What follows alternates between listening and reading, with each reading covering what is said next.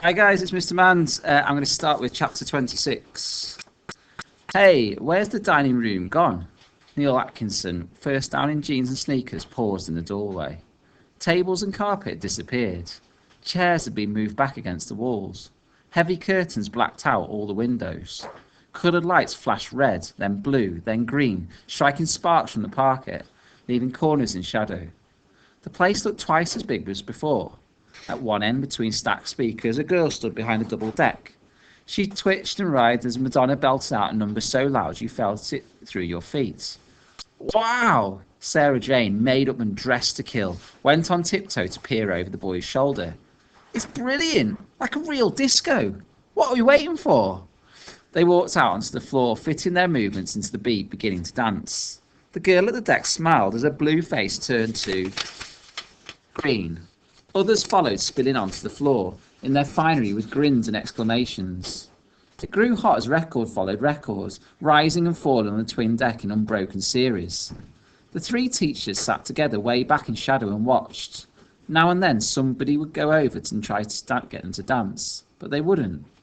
My dancing days are over, they'd say, or I'm waiting for Buddy Holly. When the break came at 8, everybody was ready for it. Bliss managed to get the other three in a corner together. Gary had worked up a sweat. His hair was stuck to his forehead. He slurped coke as she told him what she'd worked out. When she'd finished, he said, "So what you're saying is, we go in there where he is, and all we've got is a torch, a pebble, a stick of rock, and a knackered old kite, right?" Fliss nodded. "Well, I don't fancy that, I can tell you that for nothing." "Who does? Have you got a better idea?" "Sure, we go to bed tonight like everybody else and just forget about it." "Yeah, and what about Ellie Mae then? Not to mention all the other kids he's enticed into that cupboard, and all those he will in the future if we don't do something about it." "It's got nothing to do with us though, has it? We're doing our best. We tried to tell the teachers, but they wouldn't listen. What I mean is, here we are at this disco, right, and everybody's really enjoying it except us. It's been the same all week. Everybody else has been on holiday, but we've been in the middle of a nightmare. Why us, Fliss? Tell me that one." Fliss shrugged. "I can't. I don't know why us, Gary, except we've been picked out somehow. You bought that rock and spent 3 days sucking it to a point. You're part of the team. Big deal." She looked him in the eye. "We can't do it without you, Gary. It needs four. 4 things.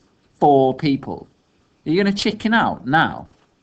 He shook his head, looking at the floor. "I don't suppose so. It's just not fair, that's all I'm saying. You'll be there though, right, at 11:30? "Yeah." The second half kicked off with the new Bros album. They danced together, the four of them, a little apart from the others. Gary was right, of course. Deep down, each of them felt as he did, that they'd been unfairly singled out. They'd do what had to be done, but their week had been ruined, and that was that. They moved mechanically to the music and thought about midnight. The end came too soon for everybody, except perhaps the teachers who had sat it all out, waiting in vain for Buddy Holly. At 9:30 the last track faded, the lights came on and the enchantment melted away. Children stood on the scuffed, littered floor, exposed, self-conscious and tired. Mr. Hepwood led 3 cheers and a round of applause to the disc jockey, who grinned, blushed and looked at her feet. After that they collected jackets, bags and cardigans and went away to bed. Mrs. Evans stuck her head round the corner just as Fliss was taking her shoes off. "Can I see you out here a minute, please, Felicity?" Fliss sighed, retying the laces. "What's up now, I wonder?" "You're in bother," said Mary cheerfully. She was already in bed. The twins hadn't finished in the bathroom yet. Fliss went out onto the landing. Mrs. Evans had Lisa there too. She spoke quietly to them both. "Now listen. I know you're both worried about Ellie Mae Sunderland, but you needn't worry any more. She's been fine today. But anyway, Mrs. Marriott and I have decided to take her into our room for the night, just in case she decides to go sleepwalking again. Mr. Hepworth is speaking to Gary and David, and we want you all in bed and sleep before the clock strikes 10. Is that clear?"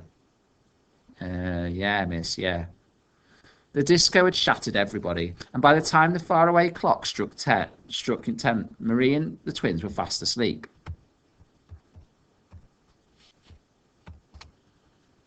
So, Ellie Mae won't be coming. That doesn't mean the room out there won't change, though. Wish it did. What about the others? Mr. Hepworth's spoken to Trot and Gary. They know Ellie Mae's being guarded. Will it stop them coming? Gary wasn't too keen to begin with. And if they don't come, what do we do, Lisa and me? Shine a torch in his eyes and hit him with the pebble? Or call it off and let him go on luring kids to their doom? And anyway, who says Lisa's going to show up at all? Good way to keep awake, worrying like this. Every quarter that clock chimes, but it seems like hours between. 10:15, 10:30, 10:40 flipping 5, 45 minutes to go. And then what? Right, children, I'm going to leave it there for today. There's 2 more chapters to go of the story. Mrs. Withers will finish the story off for you on Friday.